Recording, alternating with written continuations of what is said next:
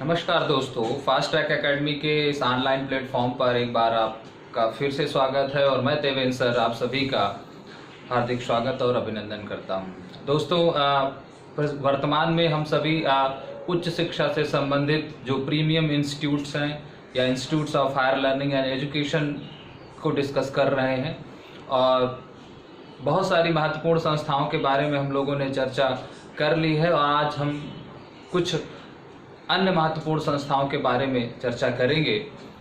और उस कड़ी में आज की जो पहली संस्था हम लोग डिस्कस करने वाले हैं उसका नाम है CEC यानी कंसोर्टियम फॉर एजुकेशनल कम्युनिकेशन। तो CEC क्या है और भारतीय उच्च शिक्षा में इस संस्था का या इस संगठन का क्या योगदान है, क्या काम है, इसके बारे में हम लोग जानेंगे, समझेंगे। लेकिन उससे पहले अगर आपको इस प्लेटफॉर्म के ट्यूटोरियल वीडियो पसंद आ रहे हैं तो ही आप इसे लाइक करें और अगर नहीं पसंद आ रहे हैं तो लाइक करने की कोई आवश्यकता नहीं। तो आइए गाइस, आज की हम लोग क्लास स्टार्ट कर रहे हैं। तो दोस्तों, CEC का जब नाम आता है तो कहीं ना कहीं हमारे मस्तिष्क में एक थॉट क्रिएट होता है और वो थॉट क्रिएट होता है डिजिटल ई कंटेंट का या एजुकेशनल ई कंटेंट का। जब भी भारत में उच्च शिक्षा के मॉडर्नाइजेशन की बात होती है, भारत में उच्च शिक्षा के डिजिटलीकरण की बात होती है, तो दो संस्थाएं प्रमुख रूप से उसमें चर्चा में आती हैं।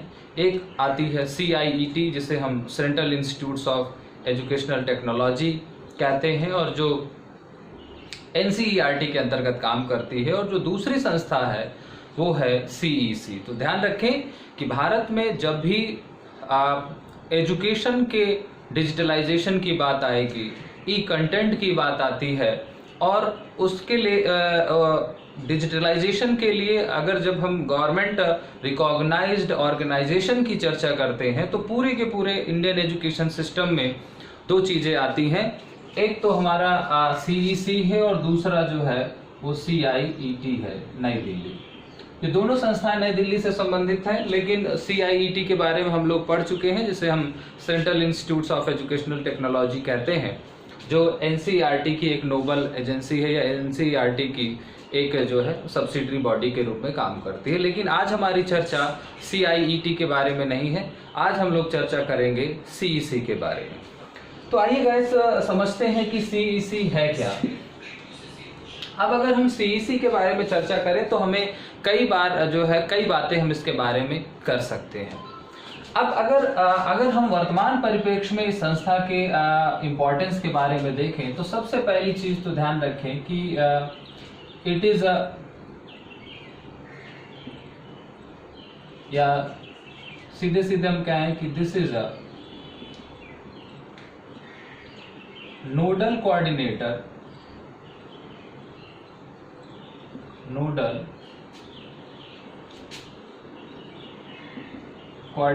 of UG education in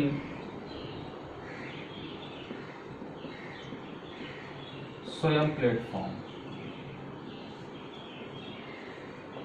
स्वयं के बारे में आप सभी जानते हैं, ये भारत का एक जो नेशनल लेवल का मूक प्लेटफॉर्म है, यानी study waves for active learning for young aspiring minds. तो 2017 में ये जो है स्थापित किया गया भारत का एक मूक प्लेटफॉर्म है, मैसिव ओपन ऑनलाइन प्लेटफॉर्म है, और उसमें 9 कोऑर्डिनेटर्स बनाए गए हैं। जो भारत में स्वयं है उसके 9 कोऑर्डिनेटर हैं। उस 9 कोऑर्डिनेटर में से CEC क्या है, एक कोऑर्डिनेटर है और वो कोऑर्डिनेटर है UG एजुकेशन का, यानी अंडर ग्रेजुएट एजुकेशन का। तो पहली बात CEC के बारे में ध्यान रखना है कि CEC यानी कंसोर्टियम फॉर एजुकेशनल कम्युनिकेशन स्वयं प्लेटफॉर्म की एक नोडल एजेंसी है। 9 नोडल एजेंसी में से एक नोडल एजेंसी है, या 9 नेशनल कोऑर्डिनेटर में से एक कोऑर्डिनेटर है जो UG एजुकेशन को कोऑर्डिनेट करता है। तो पहली बात तो इसके बारे में ध्यान रखना। और स्वयं क्या है ये आप सभी जानते हैं, 2007 में स्थापित किया गया भारत का एक नेशनल मूक प्लेटफॉर्म है मैसिव ओपन ऑनलाइन कोर्सेज का। लेकिन अब दूसरी बात इसके बारे में क्या ध्यान रखना है कि केवल जो सीईसी है वो केवल एक स्वयं का एक नेशनल कोऑर्डिनेटर ही नहीं है यूजी एजुकेशन का। ध्यान रखें कि ये जो कोऑर्डिनेट करता है वो अंडर ग्रेजुएट एजुकेशन को स्वयं के अंतर्गत देखता है। दूसरी बात इसके बारे में जो ध्यान में रखनी है वो ये है, premium institute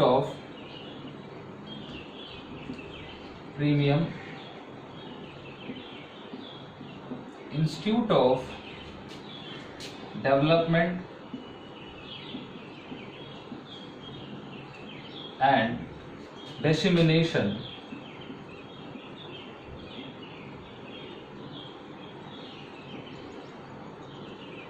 of educational e content,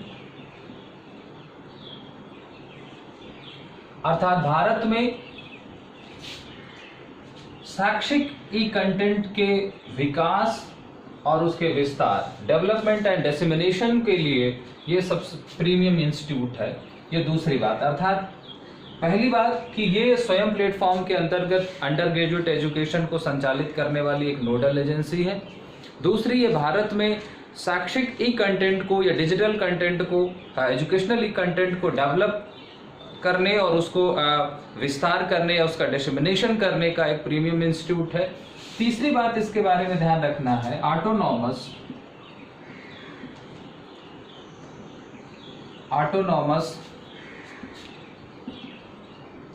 inter university media centre of UGC, अर्थात ये अंतर विश्वविद्यालय मीडिया सेंटर के रूप में यानी इंटर यूनिवर्सिटी मीडिया सेंटर के रूप में काम करता है यूजीसी के। तो ये संस्था यूजीसी से एफिलेटेड है, यूजीसी से संबद्ध है और ये यूजीसी के लिए अंतर विश्वविद्यालय मीडिया सेंटर के रूप में काम करती है। अर्थात तमाम विश्वविद्यालयों के बीच जो शैक्षिक सामग्री है ई कंटेंट फॉर्म में, उसको एक दूसरे के साथ साझा करने, उसको एक दूसरे के साथ शेयर करने के रूप में भी ये काम करती है। और जब इस संस्था की स्थापना हुई तो उसका यही रोल था, वर्तमान में इसके पास ये रोल है। तो ये जो तीनों चीजें सीईसी के साथ जुड़ी, ये at the time of birth या at the time of foundation नहीं हुई। जब ये संस्था स्थापित की गई 1993 में, तो वो एक autonomous inter university media centre के रूप में स्थापित की गई। बाद में इसको डेवलपमेंट और डिसेमिनेशन ऑफ ई कंटेंट्स की रिस्पॉन्सिबिलिटी दी गई और फिर बाद में 2017 में इसको एक नोडल कोऑर्डिनेटर के रूप में स्वयं का एक नोडल कोऑर्डिनेटर भी बनाया गया। तो तीन बातें आपको ध्यान में रखनी है। सीईसी क्या है, यानी कंसोर्टियम फॉर एजुकेशनल कम्युनिकेशन क्या है। पहली बात, वर्तमान में ये स्वयं प्लेटफॉर्म, स्वयं का फुल फॉर्म भी आपको ध्यान में रखना है, study weight of active learning for young aspiring minds 2017 में स्थापित है, जिसके 9 कोऑर्डिनेटर हैं। उसमें से एक कोऑर्डिनेटर सीईसी है जो यूजी एजुकेशन को कोऑर्डिनेट करता है या संचालित करता है। दूसरी बात, ये यूजीसी का अंतर विश्वविद्यालय केंद्र है या अंतर विश्वविद्यालय मीडिया केंद्र के रूप में भी काम करता है। और तीसरी बात, ये भारत में शैक्षिक जो सामग्री है, शैक्षिक ई सामग्री है, एजुकेशनल ई कंटेंट है, उसके विस्तार और उसके विकास को लेकर के एक सर्वोच्च संस्थान है। अब अगर हम इसके रीजनल सेंटर्स के बारे में बात करें या इसकी स्थापना को लेकर के बात करें तो कई बातें यहाँ पर समझने योग्य है। पहली चीज कि जब हम इसके एस्टैब्लिशमेंट की बात करें यानी इसकी स्थापना कब हुई, तो इसका एस्टैब्लिशमेंट हुआ 1993 में। और जब ये स्थापित हुआ 1993 में तो हमने कहा as inter university media centre के रूप में ये स्थापित हुआ। एफिलिएशन इसका किससे है? एफिलिएशन इसका यूजीसी से है। पेरेंटल बॉडी इसकी क्या है? पेरेंटल बॉडी इसकी मिनिस्ट्री ऑफ एजुकेशन है। अब अगर हम इसके रीजनल सेंटर्स के बारे में बात करें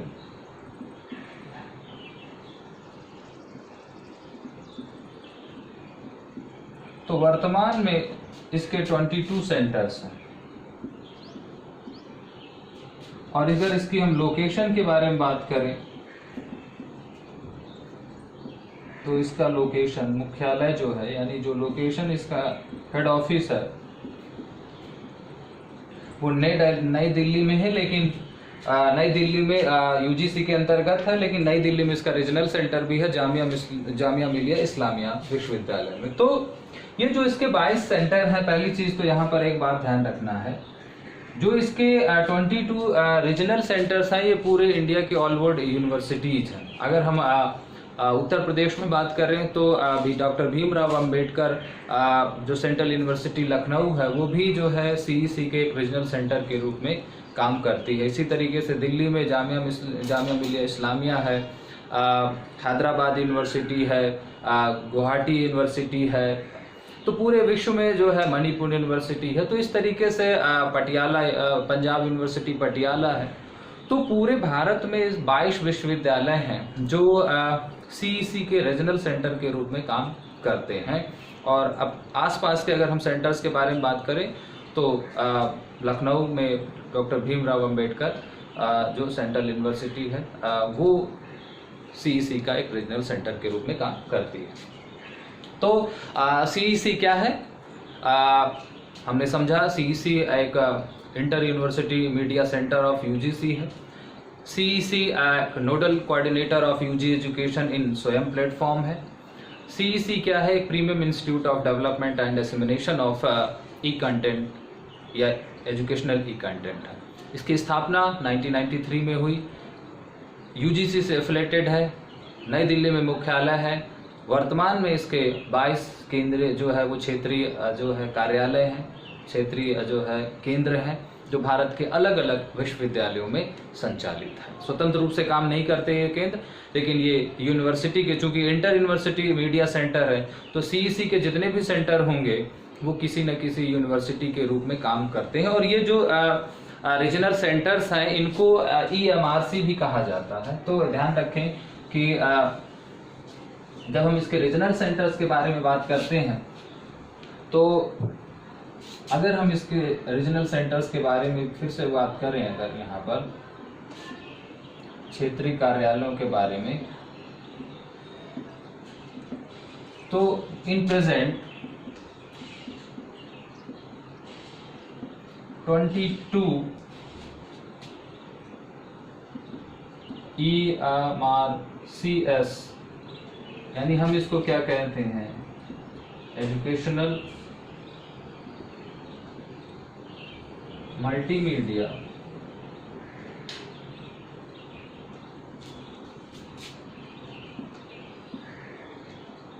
रिसर्च सेंटर्स। तो जितने भी सीईसी के सेंटर हैं उनको हम ईएमआरसी के नाम से जानते हैं, यानी एजुकेशनल मल्टीमीडिया सेंटर के रूप में। तो in present 22 EMRCs works as CECs regional centres in India. इस बात का आपको ध्यान में रखना है। अर्थात जो EMRC यानी एजुकेशनल मल्टीमीडिया रिसर्च सेंटर के रूप में, तो वो जो भारत के 22 विश्वविद्यालय हैं, ये 22 विश्वविद्यालयों में जो EMRC सेंटर है यानी एजुकेशनल मल्टीमीडिया रिसर्च सेंटर, इसका EMRC का फुल फॉर्म भी आपको ध्यान में रखना है, वही सीईसी के रीजनल सेंटर्स के रूप में काम करता है। और इनकी स्थापना धीरे धीरे अलग अलग समय पर की गई है, एक साथ ओपन नहीं हुए हैं। दिन प्रतिदिन इनकी संख्या जो है वो बढ़ती जा रही है। अब अगर हम इसका काम देखें तो इसके काम, अगर इसका फंक्शन हम देखें कि भाई सीईसी का फंक्शन क्या है, तो फंक्शन तो इसके एक जो हमने जाना कि इसका जो एक प्रीमियम इंस्टीट्यूट है development and dissemination of educational e content, तो वहीं से इसका काम जो है वो पता चल जाता है। इसका काम है fulfil the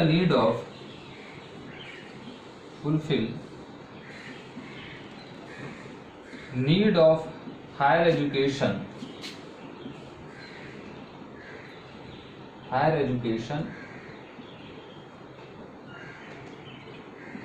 through television and ICT। तो चूंकि इंफॉर्मेशन एंड कम्युनिकेशन टेक्नोलॉजी का ये समय है और जिस तरीके से एपिडेमिक पीरियड चल रहा है, तो CEC का रोल और भी बहुत ज़्यादा महत्वपूर्ण हो जाता है। तो ये क्या करती है, जैसे ही भारतीय शिक्षा का डिजिटलाइजेशन हुआ, मॉडर्नाइजेशन हुआ, तो ये टेलीविजन और ICT के थ्रू जो हमारे उच्च शिक्षा की मांग है इन रेफरेंस टू कंटेंट, अगर हम बात करें in reference to e content, educational e content, तो जो हमारा ई सामग्री है, ई अधिगम सामग्री है, उसके विकास और उसके विस्तार और उसके प्रसार को लेकर के ये एक भारत का सर्वोच्च स्तर का संस्थान है CIET के बाद।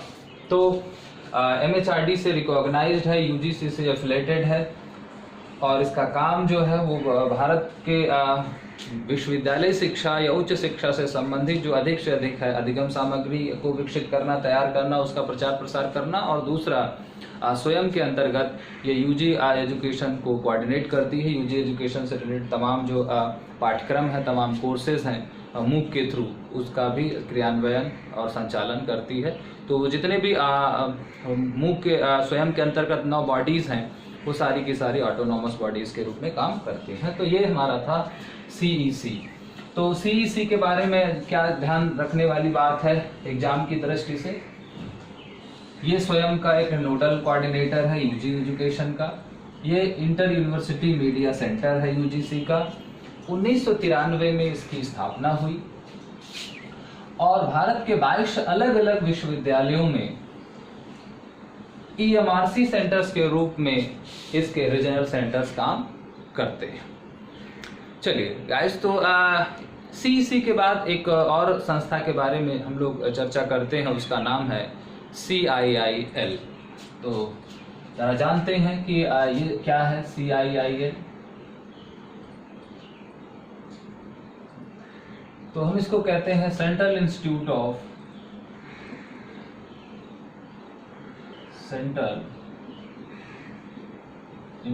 Of Indian language.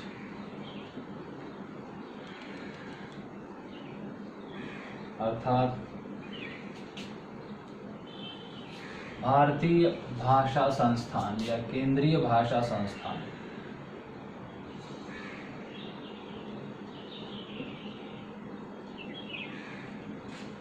केंद्रीय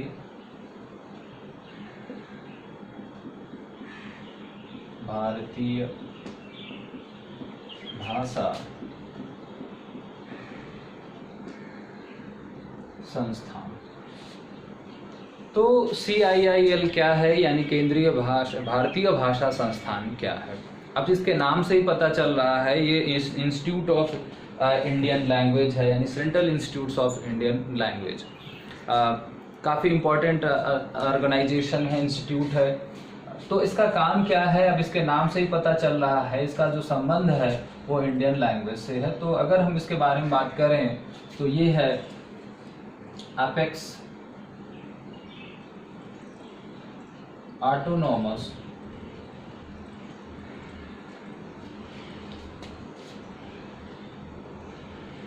institute of research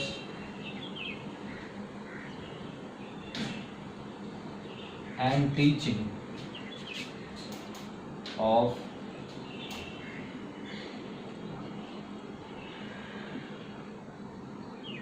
Indian languages.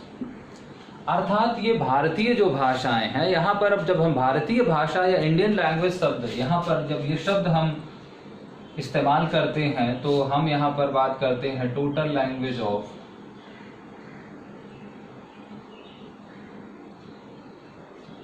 8th schedule, यानी 8वीं अनुसूची में जो भाषाएं हैं उनकी भाषा, उन्हीं को हम भारतीय भाषा की बात यहाँ पर मानेंगे। तो ये संस्थान यानी केंद्रीय भारतीय भाषा संस्थान जो है वो भारतीय भाषाओं में शोध का और शिक्षण का सर्वोच्च स्वायत्त संस्थान है, यानी एक तरीके से premium institute of research and teaching of Indian languages in India. तो ये भारत में भारतीय भाषाओं पर शोध का, भारतीय भाषाओं में शिक्षा का सर्वोच्च संस्थान है।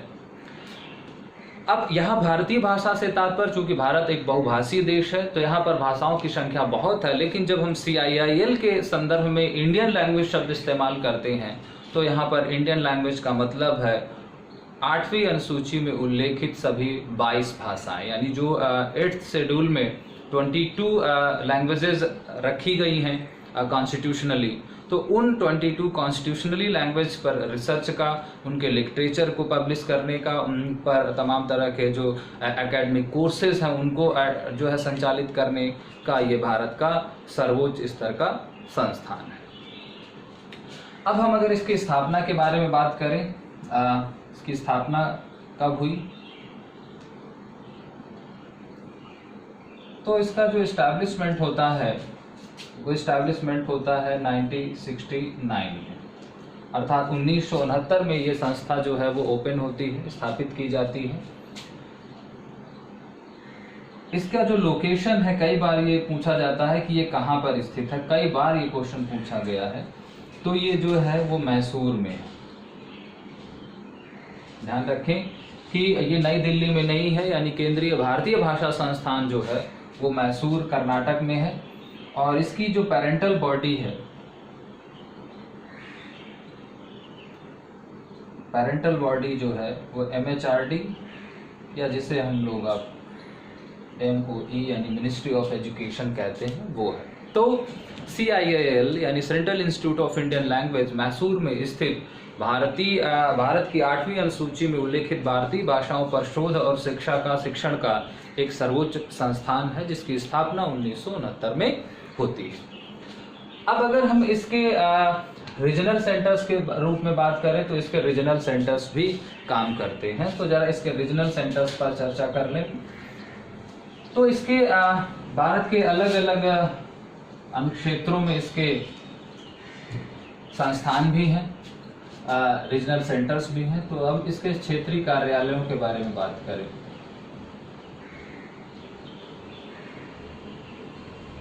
तो अगर हम इसके रीजनल सेंटर्स के बारे में बात करें तो हम उसको थोड़ा सा रीजन वाइज समझें तो ज़्यादा अच्छा, क्योंकि कई बार क्वेश्चन रीजन वाइज आता। तो ये हमारा नॉर्थ रीजन है, ये साउथ है, ये ईस्ट है और वेस्ट है। तो अगर नॉर्थ रीजन के बारे में बात करें तो ये पटियाला में है, पटियाला में है यानी पंजाब यूनिवर्सिटी। नॉर्थ अगर वेस्ट रीजन की बात करें तो वो पुणे में है यानी डेक्कन कॉलेज या डेक्कन यूनिवर्सिटी। साउथ में अगर हम बात करें तो वो मैसूर में ही है। अगर हम नॉर्थ ईस्ट के बारे में बात करें तो वो गुवाहाटी में है। और अगर हम ईस्ट रीजन की बात करें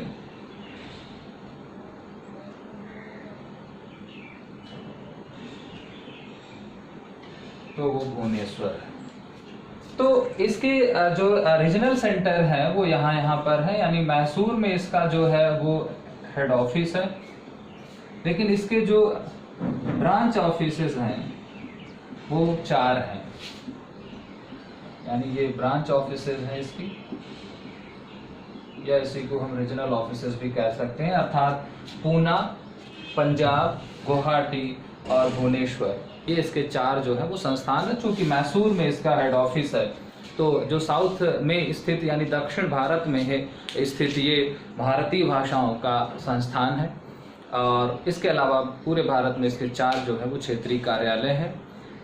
अगर हम पश्चिमी क्षेत्र का कार्यालय देखें तो डेक्कन कॉलेज पूना, अगर हम उत्तरी क्षेत्र का कार्यालय देखें तो पंजाब यूनिवर्सिटी पटियाला, पूर्वी क्षेत्र का कार्यालय देखें तो भुवनेश्वर यूनिवर्सिटी भुवनेश्वर उड़ीसा, और अगर नॉर्थ ईस्ट रीजन का अगर हम देखें तो गुवाहाटी यूनिवर्सिटी गुवाहाटी।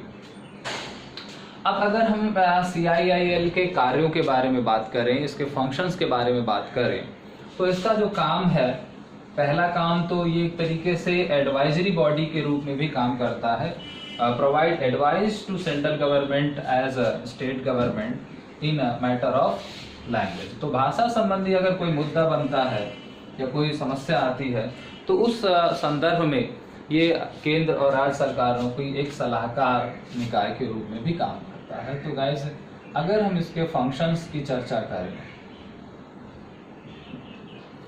तो पहला फंक्शन इसका ये है,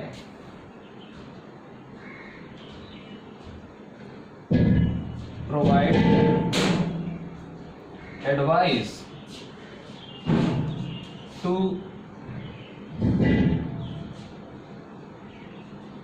central government and state government in matter of language. अर्थात यदि भाषा के संदर्भ में कोई मुद्दा बनता है, कोई इशू क्रिएट होता है राज्य स्तर पर या केंद्र सरकार के स्तर पर, तो ये सेंट्रल गवर्नमेंट को और साथ ही साथ स्टेट गवर्नमेंट को क्या करती है, एडवाइस देती है। दूसरा इसका जो काम है वो है development of all Indian language, all Indian language of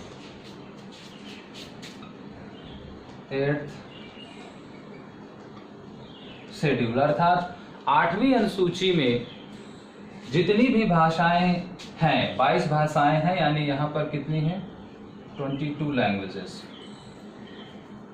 8वीं अनुसूची में जो 22 भाषाएं हैं उन सभी भारतीय भाषाओं के विकास की दिशा में इसका जो है वो काम करना है। फिर तीसरा काम अगर हम इसका देखें तो वो है development of linguistic harmony, development of linguistic harmony in non native learners. अर्थात जो विदेशी अधिगम करता है, जो नॉन नेटिव लर्नर्स हैं, उनमें एक लिंग्विस्टिक हार्मोनी का, उनमें भाषा का एक विकास करना, इसको एक मोटे तौर पर आप ये कह सकते हैं कि जो विदेशी विद्यार्थी हैं, विदेशी विद्यार्थियों में भारतीय भाषाओं के प्रति एक लगाव, एक जागरूकता और एक आकर्षण को विकसित करना। तो ये भारतीय भाषाओं के बारे में विशेष जो फॉरेन लर्नर्स है या नॉन नेटिव लर्नर्स का मतलब फॉरेन लर्नर्स भी आप यहाँ पर इस्तेमाल कर सकते हैं।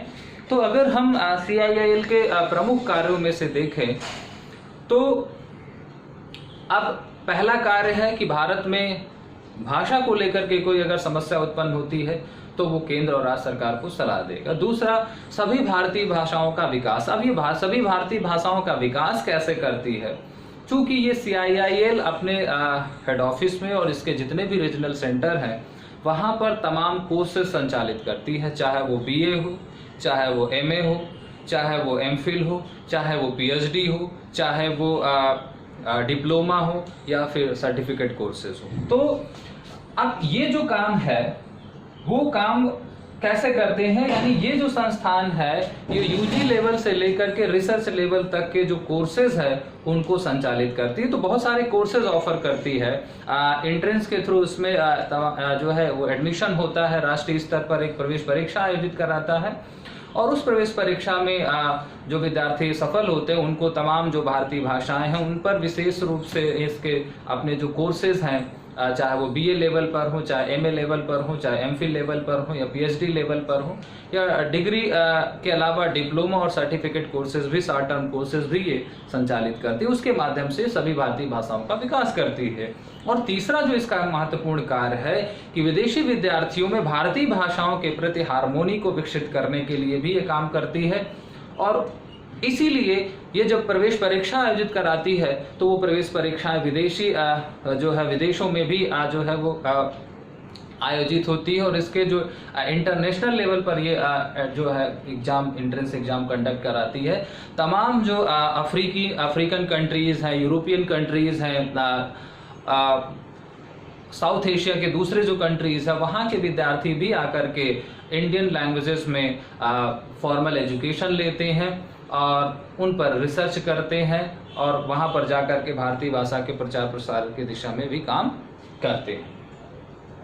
तो एक तरीके से ये कई सारे कोर्सेज संचालती है और उसी कोर्सेज के अंतर्गत ही ये अपने सारे उद्देश्यों को जो है वो अचीव करती है। अब अगर इसके हम कोर्सेज के बारे में बात कर लें, CIIL जो कोर्सेज ऑफर करती है, तो हमारे एजुकेशन सिस्टम में कौन कौन से कोर्सेज हैं? BA है, MA है, MPhil है, PhD है, डिप्लोमा है एंड सर्टिफिकेट कोर्सेज। तो ये दो हमारे सर्टिफिकेट कोर्सेज हैं, ये हमारे डिग्री कोर्सेज हैं। तो CIIL जो है वो डिग्री और सर्टिफिकेट दोनों तरह के कोर्सेज को संचालित करती है और इन्हीं कोर्सेज के माध्यम से ये भारतीय भाषाओं का विकास सुनिश्चित करती है। इन्हीं कोर्सेज के माध्यम से फॉरेनर जो स्टूडेंट्स हैं या जो नॉन नेटिव लर्नर्स हैं उनमें इंडियन लिंग्विस्टिक हार्मोनी का डेवलपमेंट भी जो है वो कंफर्म करती है, सुनिश्चित करती है। तो CIIL के बारे में हम लोगों ने पढ़ा। CIIL क्या है? Central institute of Indian languages. 1969 में स्थापित ये भारत में भारतीय भाषाओं में शोध का और भारतीय भाषाओं में शिक्षा ग्रहण करने का एक केंद्रीय संस्थान है, एक नेशनल लेवल का इंस्टीट्यूट है। मैसूर में इसका मुख्यालय के साथ साथ भारत के 4 अन्य अनुक्षेत्रों में, पूना में, पंजाब में, गुवाहाटी में और भुवनेश्वर में इसके क्षेत्रीय कार्यालय हैं। भारत में भाषा संबंधी किसी मुद्दे के उत्पन्न होने पर यह केंद्र और राज्य सरकार को सलाह भी देती है। भारतीय भाषाओं में विदेशी विद्यार्थियों को प्रशिक्षित और शिक्षित करने के लिए ये अपने यहाँ विदेशी विद्यार्थियों को रिजर्वेशन भी प्रोवाइड करती है। तो इनके जो कोर्सेज होते हैं उसमें फॉरेनर लर्नर्स का भी एक कोटा होता है, रिजर्वेशन होता है, जिससे ये एक linguistic harmony in non native learners में ये डेवलप करती है। तो चलिए गाइस, अब CIIL के बाद भाषा से जुड़ी हुई एक और संस्थान के बारे में ही डिस्कस करते हैं और इसका नाम है CIEFL। तो चर्चा करते हैं एक और प्रीमियम इंस्टीट्यूट्स की जिसका नाम है CIEFL, यानी central institute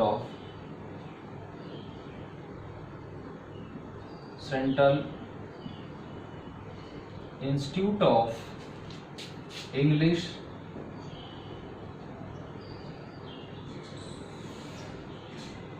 and foreign language.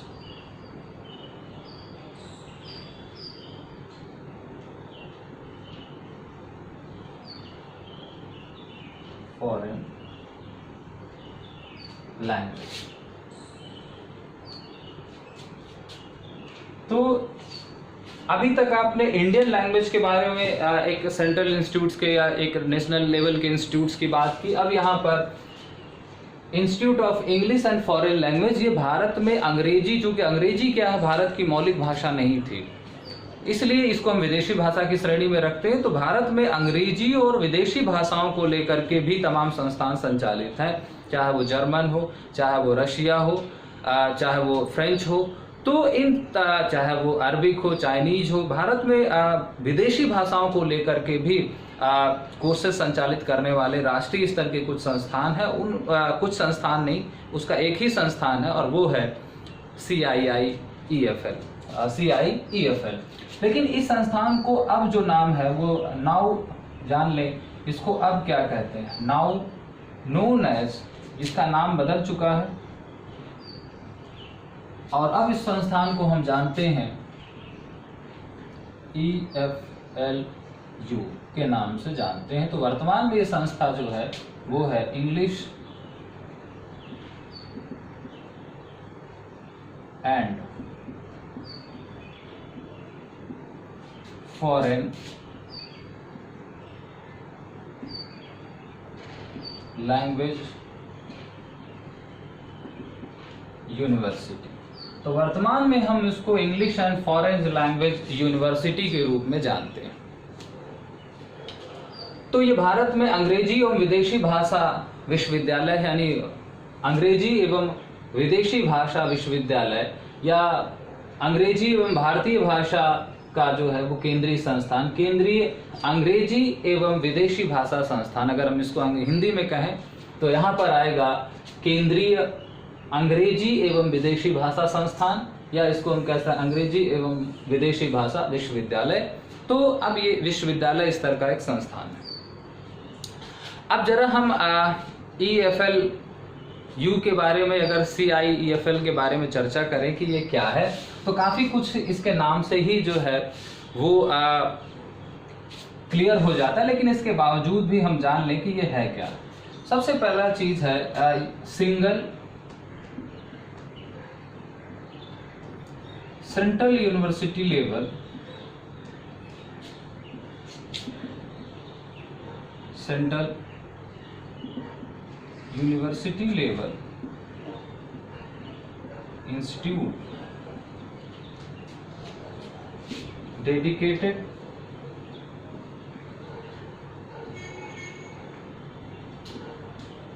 For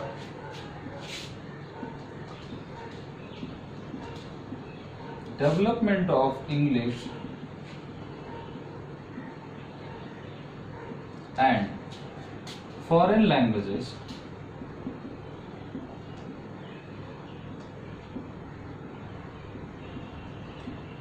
in India।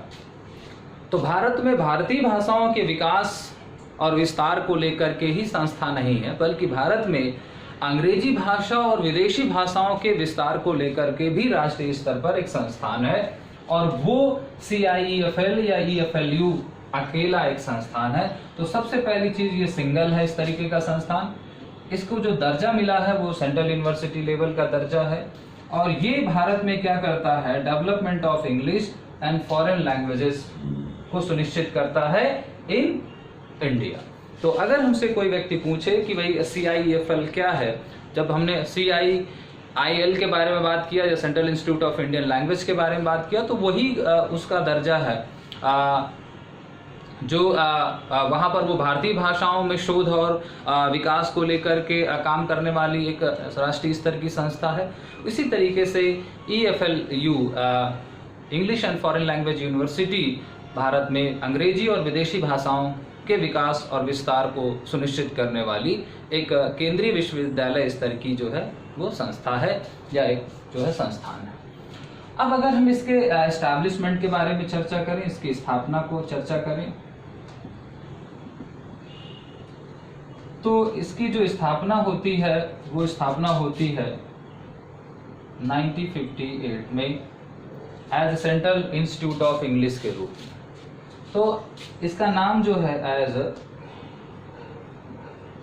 Central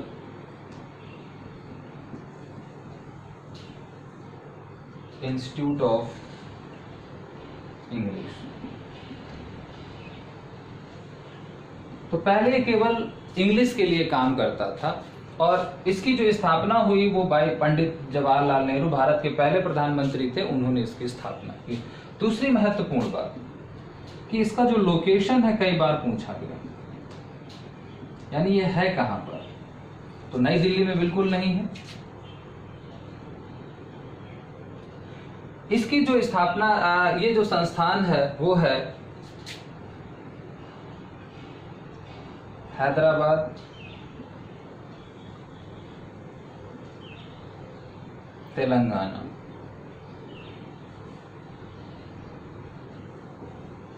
तो वर्तमान में ये तेलंगाना है और हैदराबाद में, तो हैदराबाद में ये संस्थान है और इसकी जो पेरेंटल बॉडी है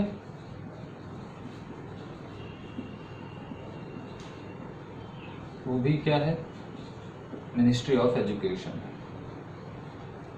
और जो एफिलिएशन है वो यूजीसी से है। क्योंकि ये सेंट्रल यूनिवर्सिटी स्तर का एक संस्थान है, तो यूजीसी भी इससे संबंधित होगी अगर इसका एफिलिएशन देखा जाए।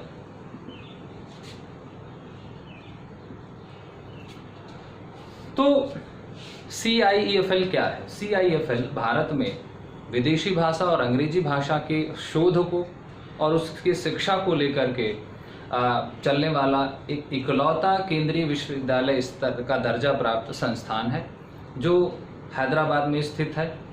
इसकी स्थापना 1958 में केंद्रीय अंग्रेजी संस्थान के रूप में हुई पंडित जवाहरलाल नेहरू के द्वारा, लेकिन बाद में इस संस्था का नाम बदला और बाद में इसको फिर इसे केंद्रीय विश्वविद्यालय का दर्जा मिला। तो प्रारंभ में इसे सेंट्रल यूनिवर्सिटी का दर्जा नहीं मिला, वो अभी हम इसके विकास प्रक्रिया को समझेंगे तो जानेंगे। तो भारतीय भाषाओं का केंद्रीय संस्थान जो है मैसूर कर्नाटका में है, लेकिन विदेशी और अंग्रेजी भाषा का जो राष्ट्रीय संस्थान है वो हैदराबाद में। इसलिए गाइस इनके जो लोकेशन है वो बहुत ध्यान में रखना है, इनके स्थापना वर्ष और लोकेशन को ध्यान में रखिएगा, क्योंकि इससे संबंधित जो है वो प्रश्न पूछे जाएंगे, जाते हैं और जाते रहे हैं।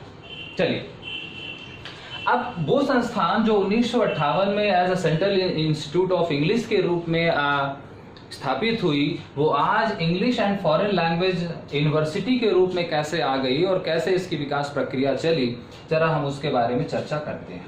तो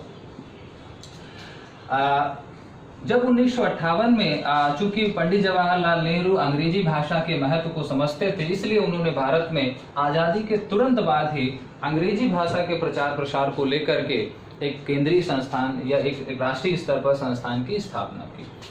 तो अगर हम इसका कॉन्स्टिट्यूशनल बैकग्राउंड देखें, अगर हम इसकी गठन पृष्ठभूमि के बारे में जाएं, तो हमको पहला जो महत्वपूर्ण ईयर मिला वो मिला इन 1958, वर्क एज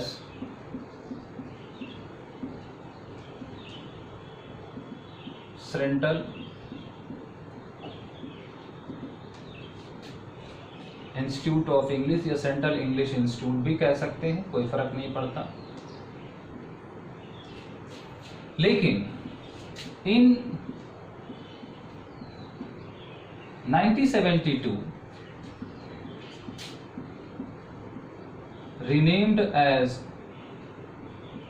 CIEFL, यानी 1972 में इस संस्था का यानी सेंट्रल इंस्टीट्यूट ऑफ इंग्लिश का या सेंट्रल इंग्लिश इंस्टीट्यूट्स का बाई यहां पर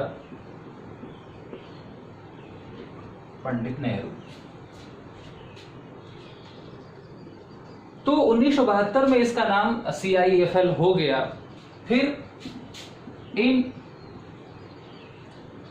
2006 फिर से रीनेम्ड किया गया, इसका नाम renamed as EFLU।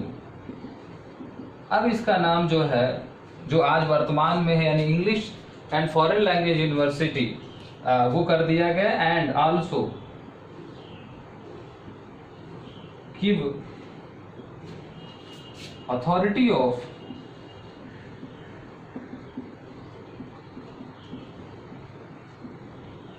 Central university. तो 2006 में इसका न केवल नाम जो है वो English and foreign language university किया गया, बल्कि इसे केंद्रीय विश्वविद्यालय का दर्जा भी दिया गया। तो वो संस्थान जो 1958 में केंद्रीय अंग्रेजी संस्थान के रूप में या सेंट्रल इंस्टीट्यूट ऑफ इंग्लिश के रूप में काम करता था, 1972 में central institute of English and foreign language बनता है और 2006 में केंद्रीय विश्वविद्यालय स्तर का दर्जा प्राप्त करते हुए उसी का नाम English and foreign language university कर दिया जाता है। तो ये थी संस्थान का डेवलपमेंट प्रोसीजर। अब इस संस्थान के रीजनल सेंटर भी हैं दो। जिस तरीके से CIIL के रीजनल सेंटर थे, ठीक इसी तरीके से इस संस्थान के भी जो है वो रीजनल सेंटर हैं। उसके दो रीजनल सेंटर हैं, एक नॉर्थ ईस्ट में है यानी शिलोंग में है और एक उत्तर प्रदेश लखनऊ में है। तो इसके अगर हम रीजनल सेंटर्स के बारे में बात करें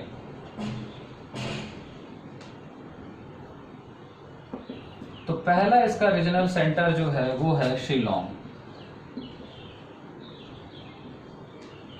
में, और उसे हम खोला जाता है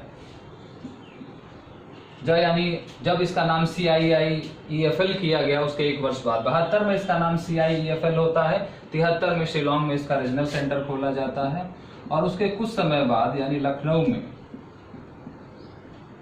यानी 1979 में इसका दूसरा रीजनल सेंटर खोला जाता है।